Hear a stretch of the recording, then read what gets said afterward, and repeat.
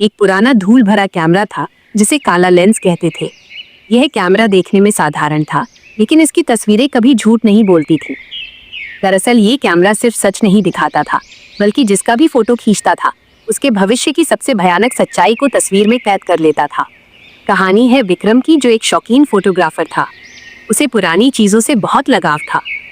एक कबाड़ी की दुकान से उसे ये काला लेंस मिला, साथ में एक शर्त भी, इस कैमरे से कभी आधी रात के बाद किसी आईने में अपनी तस्वीर मत खींचना। विक्रम ने उस शर्त को मजाक समझा। विक्रम ने अपने दोस्त अमन की तस्वीर खींची। जब उसने फोटो देखी तो अमन तस्वीर में बेजान सा दिख रहा था। उसके गले पर एक अजीब सा निशान था। विक्रम ने मजाक में कहा, लगता है कैमरा खराब है, तेरी शक्ल भूत जैसी बना दी। अगले ही दिन अमन की रहस्यमय तरीके से मौत हो गई। उसकी मौत का कारण गले पर रस्सी का निशान। विक्रम डर गया। उसे यकीन हो गया कि इस कैमरे में कुछ तो गड़बड़ है। विक्रम ने कैमरा एक बक्से में बंद कर दिया, लेकिन कैमरा खुद ही क्लिक क्लिक की आवाजें करने लगा। तभी कमरे में एक मीठी सी लेकिन भयानक आवाज गूंजी, डरो मत फोटोग्राफर, मैं नैना हूं। एक परछाई धीरे धीरे रूप लेने लगी। वो एक बेहद खूबसूरत लेकिन उदास आंखों वाली औरत थी। उसके पैर जमीन को छू नहीं रहे थे। वो चुड़ैल थी जिसने अतीत में इसी कैमरे से अपनी और अपने प्रेमी की एक झूठी तस्वीर खींची थी, और उस झूठ ने दोनों की जान ले ली थी। नैना ने फुसफुसाते हुए कहा, यह कैमरा मेरा है।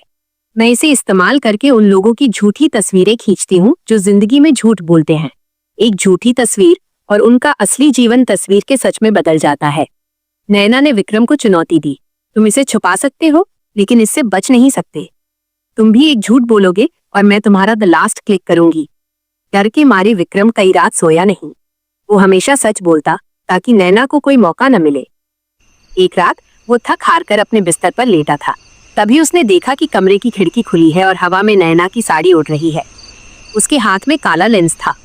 नैना ने जोर से हंसते हुए कहा, आखिरकार तुमने झूठ बोला। विक्रम, तुमने खुद से कहा कि तुम नहीं डरते, जबकि तुम्हारा हर रोम रोम डर से कांप रहा है। वो तुरंत पलटी और कैमरे का लेंस विक्रम की ओर कर दिया। विक्रम जानता था कि ये उसका द लास्ट क्लिक हो सकता है। विक्रम को पुरानी शर्त याद आई, आधी रात के बाद किसी आईने में अपनी तस्वीर मत खींचना। उसने तुरंत अपने सामने रखा मेज पर पड़ा आईना उठाया और तेजी से उसे नैना के सामने कर दिया। नैना ने जैसे ही क्लिक किया, कैमरा की फ्लैश चमकी, लेकिन तस्वीर में विक्रम की जगह आईने में दिख रही नैना की अपनी तस्वीर खिंच गई। तस्वीर तुरंत कागज पर छपकर बाहर आई। उस तस्वीर में नैना एक बेहद डरावनी असली चुड़ैल के रूप में कैद हो गई थी। नैना चीखी, तुमने क्या किया? मेरी असली सच्चाई मेरी ही झूठ की सजा बन गई। नैना का शरीर जोर से कांपने लगा। उस झूठी नैना का अस्तित्व कैमरे के असली सच में कैद हो गया। अगले ही पल नैना एक काली राख बनकर हवा में बिखर गई और काला लेंस जमीन पर गिरकर टूट गया। काला लेंस टूटने के बाद विक्रम ने राहत की सांस ली, पर वो जानता था कि ये अंत नहीं है। उसने टूटे हुए कैमरे के टुकड़े उठा लिए। तभी उसकी नजर एक पुराने मेमोरी कार्ड पर पड़ी जो कैमरे के अंदर था। वो मेमोरी कार्ड उसने अपने लैपटॉप में डाला। उसमें एक भी तस्वीर नहीं थी, सिर्फ एक वीडियो फाइल थी जिसका नाम था माया स्टूडियो। जैसे ही विक्रम ने वीडियो चलाया, स्क्रीन पर एक विंटेज फोटो स्टूडियो दिखा। स्टूडियो की मालकिन थी माया, जो बिल्कुल वैसी ही दिखती थी जैसी नैना चुड़ैल ने मरने से पहले दावा किया था। वीडियो में माया कैमरे से लोगों की तस्वीरें खींच रही थी और हर तस्वीर खींचने के बाद वो फोटो स्टूडियो के एक गुप्त कमरे में जाती थी। विक्रम को एहसास हुआ कि नैना की कहानी में एक और कड़वा सच छिपा है। उसने गूगल मैप्स पर माया का स्टूडियो खोजा। शहर के बाहरी इलाके में खंडहर हो चुकी एक इमारत मिली। हिम्मत करके विक्रम उस स्टूडियो पहुंचा। वो जगह भयानक रूप से शांत थी। पुरानी तस्वीरों के फ्रेम, धूल भरे पर्दे और बीच में एक टूटा हुआ स्टूल, सब कुछ वही था जैसा वीडियो में था। विक्रम ने उस गुप्त कमरे का दरवाजा खोज लिया, जो एक पुरानी अलमारी के पीछे था। अंदर घुसते ही उसकी आंखें खुली रह गईं। ये कोई कमरा नहीं, बल्कि एक गैलरी थी।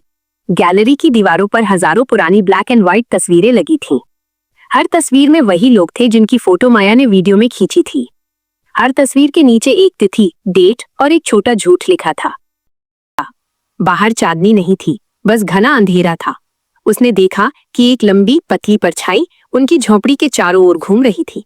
उसके बाल बिखरे हुए थे और उसकी आंखें अंगारे की तरह चमक रही थीं। माधव का दिल जोर से धड़कने लगा। वो समझ गया, ये कोई और नहीं, जंगल की चुड़ैल थी।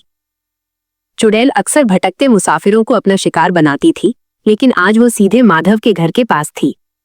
चुड़ैल जोर से हंसने लगी। उसकी हंसी इतनी भयानक थी कि जंगल के जानवर भी डर से कांप उठे।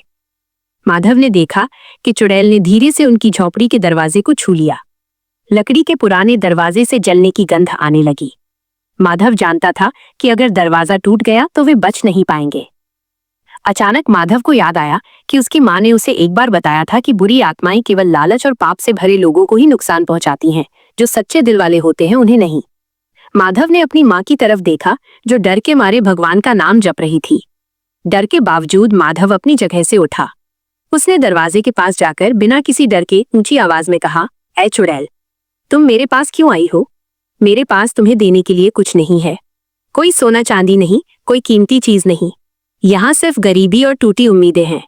मेरे घर में न लालच है, न किसी का बुरा करने की इच्छा। चुड़ैल कुछ देर के लिए शांत हो गई। उसकी अंगारों सी आंखें माधव को घूर रही थीं। माधव ने फिर कहा, अगर तुम भूख से आई हो तो मैं तुम्हें एक रोटी दे सकता हूँ जो कल के लिए रखी थी। मैं भूखा रह जाऊंगा, पर मेरा दिल साफ है।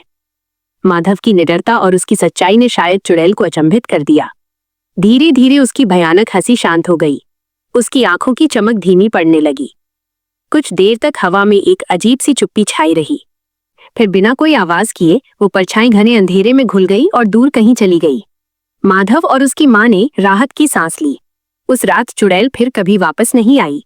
माधव समझ गया कि ईमानदारी और साफ दिल की रोशनी बड़े से बड़े अंधेरे और डर को भी दूर भगा सकती है, भले ही आपका घर कितना भी गरीब क्यों न हो।